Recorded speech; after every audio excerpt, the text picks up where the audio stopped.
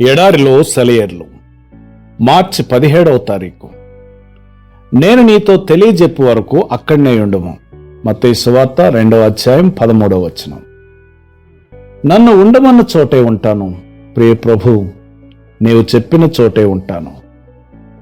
సాగిపోవాలనిపించిన, అందరితో కలిసి అడుగు వేద్దామనిపించిన, ఎగురుతున్న పతాకాన్ని అనుసరించాలనిపించిన, యుద్ధరంగంలోకి దూకాలని ఉన్నా ఉంటాను ప్రభు, నీ ఉండమన్న చోటనే. నన్ను ఉండమన్న చోటనే ఉంటాను ప్రియ ప్రభు, నీవు చెప్పిన పనే చేస్తాను.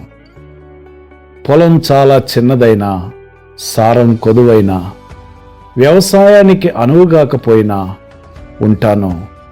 నీదే కదా ఈ పొలం.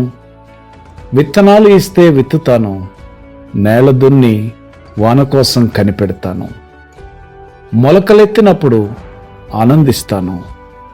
నువ్వు చేయమన్న పనే చేస్తాను ప్రభు. నన్ను ఉండమన్న చోటనే ఉంటాను ప్రియ ప్రభు, నీవు చెప్పిన చోటే ఉంటాను. భారాన్ని, వేడిని భరిస్తాను. నీ మీద ఆనుకొని సాయంత్రం అయినప్పుడు బరువైన నాగల్ని నీ ముందు ఉంచుతాను.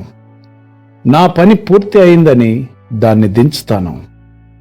నిత్యత్వపు తేజస్సులోకి బ్రతుకు గమ్యాన్ని చేరి కనుగొంటాను. నిలిచి ఉండడమే మేలు సాగిపోవడం కంటే, నిలిచి ఉండడం అన్నదే నీ ఆజ్ఞ గనుక.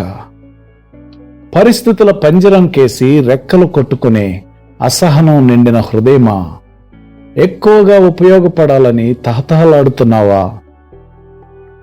నీ రోజులన్నింటినీ దేవుడే నియమించాడు.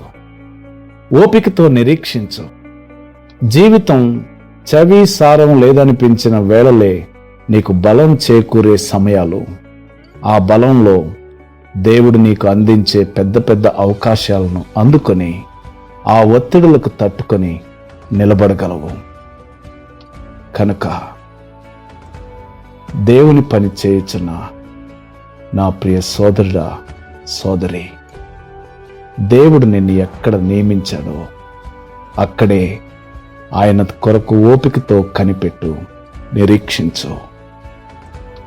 జీవితం చవిసారం లేదని చప్పగా అనిపించిన, ఇబ్బందికరమైన పరిస్థితులు ఎదురైనా ప్రభు తగిన సమయంలో నీకు సహాయం చేస్తారు.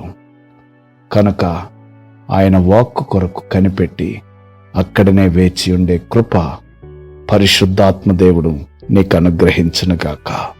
ఆమెన్.